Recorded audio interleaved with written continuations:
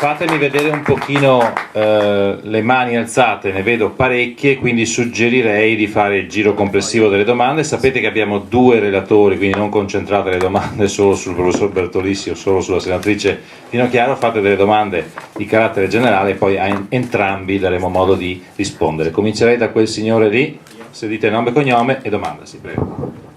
Se vuole c'è un microfono qua. Grazie. Il nome magari. Mi chiamo Baldanzi, buongiorno a tutti. Grazie innanzitutto perché ci ha messo molto impegno su questa legge costituzionale, in particolare la senatrice Finocchiaro, che immagino abbia fatto un notevole sforzo di mediazione, ecco, di tutte le varie proposte che sono nate. Ma io personalmente avevo delle perplessità sul fatto di dare il mio voto favorevole a questa riforma. Io che sono un regionalista convinto, vedendo un riaccentramento dei compiti nello Stato, appunto ero propenso inizialmente a non dare il mio voto favorevole. Se non che diciamo la reintroduzione, la conferma, seppure con modifiche, del terzo comma dell'articolo 116 mi ha indotto a una decisione di tipo diverso, quindi di dare il mio voto favorevole. Ecco, io mi sarei aspettato nell'ambito di questa riforma che venisse superato il discorso delle regioni a statuto speciale. Perché capisco la situazione della provincia di Bolzano, la cui autonomia è coperta da un trattato internazionale, ma le altre regioni a statuto speciale non vedo motivo per cui debbano essere confermate in quanto tali, visto che sono superate le ragioni storiche che hanno dato origine alle stesse.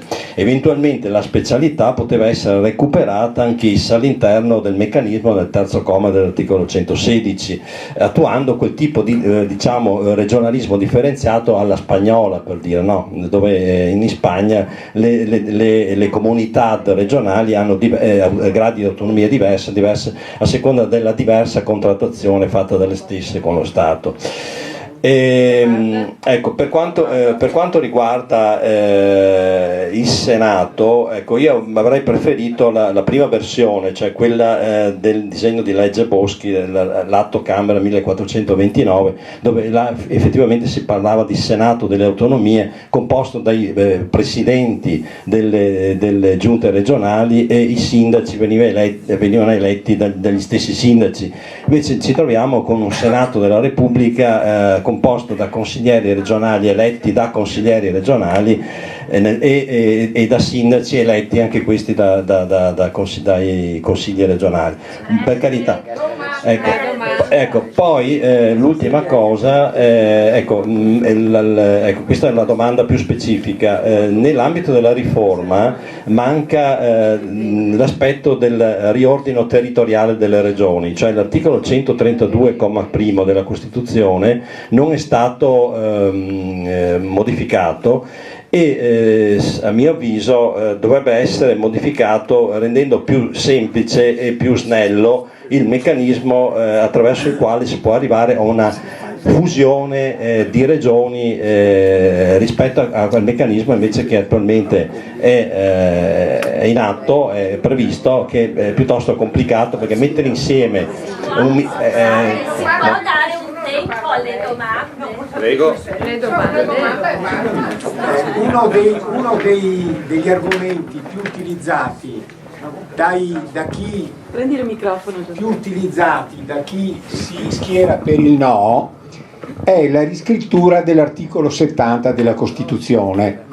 La domanda è, con rimandi ad altre norme eccetera, poteva essere scritto in maniera più semplice o articolato in maniera diversa, in modo da non dare spazio a chi critica la riscrittura di questo articolo?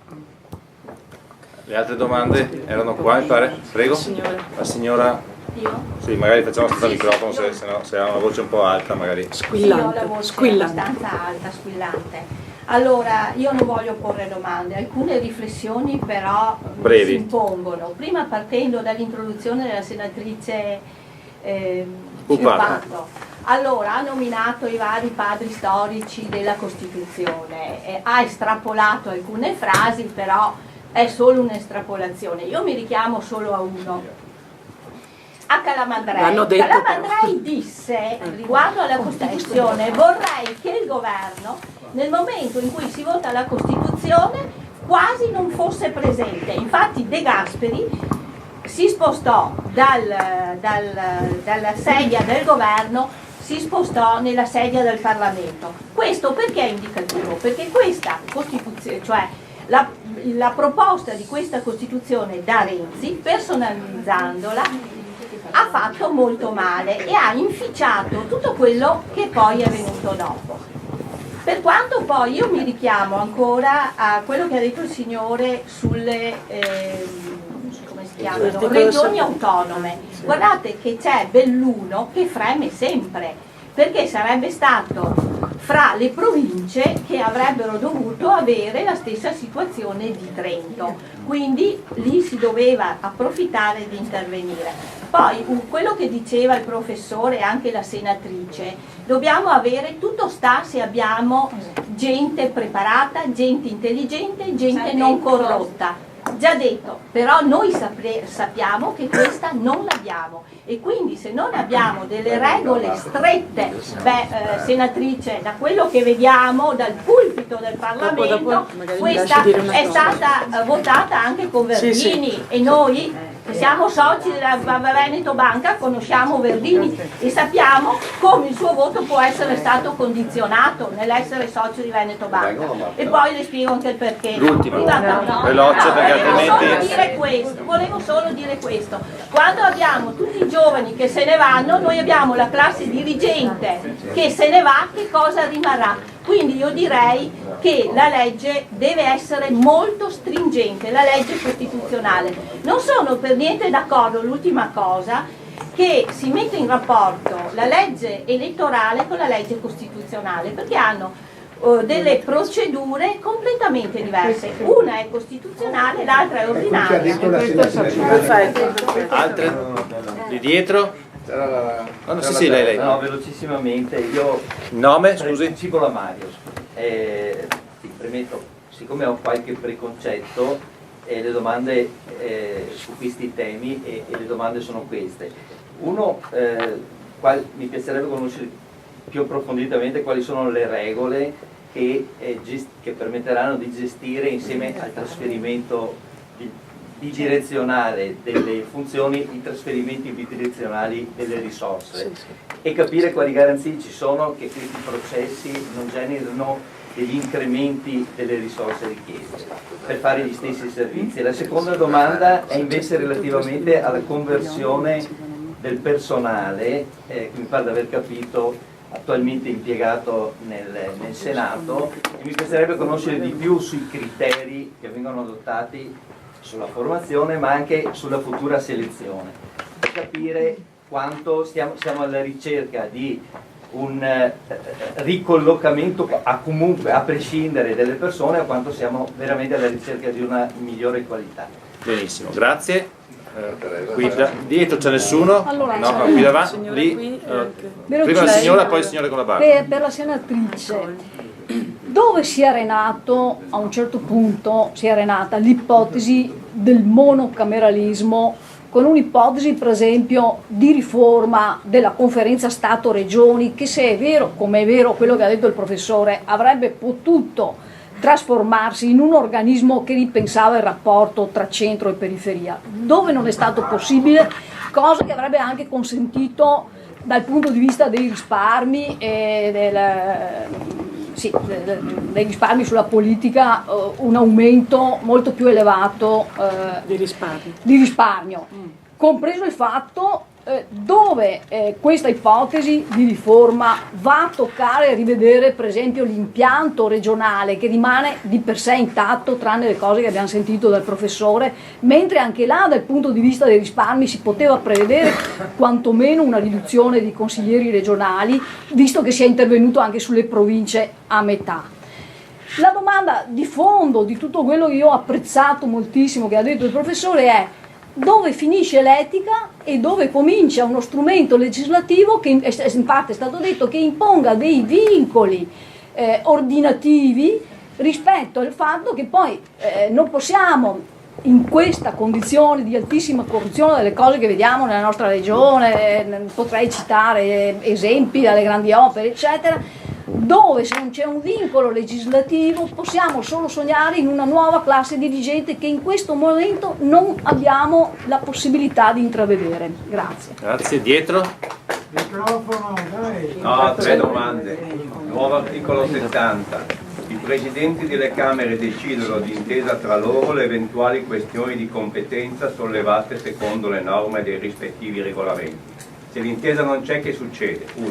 Il Senato della Repubblica può, ultimo comma, secondo quanto previsto al proprio regolamento, svolgere attività conoscitive nonché formulare osservazioni su atti o documenti all'esame della Camera dei Deputati. A cosa servono e che fine fanno queste osservazioni? Articolo 117, su proposta del Governo, la legge dello Stato può intervenire in materie non riservate alla legislazione esclusiva quando lo richiede la tutela dell'unità giuridico-economica della Repubblica, ovvero la tutela dell'interesse nazionale. Chi lo decide? Entro che limiti e con quali limiti temporali? Questa presa totale dello Stato delle funzioni. Ecco. Chi lo decide? Quando si può fare, per quanto tempo dura? Qua non c'è scritto niente. Grazie. Prego. Qui davanti, poi scusi un attimo, e lì. Altre domande? Là in fondo, ecco, le ultime 3 sono questi 3 signori qua, se è possibile per rispettare un po' i tempi. Prego. Volevo solo chiedere potenzialmente quanto poteva durare questo regime transitorio, pensando che ci sia una riforma togliendo, diciamo così, il vecchio Senato, quanto tempo potenzialmente poteva durare il regime transitorio e se in questo periodo transitorio quali rischi si potevano correre di non prendere sostanzialmente decisioni in un momento così importante in cui servono decisioni immediate. Prego. Buongiorno Valeria, buongiorno. Grazie intanto ai relatori per i qualificati e interessanti interventi. Senatrice Finocchiaro, lei prima ha parlato di imprese e di equità normativa per queste in materia di elettricità e infrastrutture. Le chiederei di, così se riesce a darmi una risposta in merito a quali possibili ricadute immediate derivino da questa riforma per il mondo produttivo. Ultima domanda, qui davanti e poi prima facciamo il signore in fondo che aveva visto la mano e poi l'ultima domanda è questa qui allora. Mi chiamo Claudio, una domanda semplice. Il vincolo di mandato, se non sbaglio, non è stato toccato. Non c'è il pericolo che all'inizio di una legislatura, grazie al premio di maggioranza, un partito abbia una maggioranza e man mano col tempo possa perderla? Grazie. Qui davanti l'ultima domanda. Bellissima considerazione, io credo che il nostro sistema istituzionale avesse bisogno di una trasfusione. Quando si ha bisogno di una trasfusione di sangue non si guarda al donatore, a chi è il padre, l'importante è che il sangue sia compatibile. L'avesse proposta anche il demonio questa riforma, se la riforma è buona io la voterò dando un giudizio positivo, a seconda appunto del contenuto.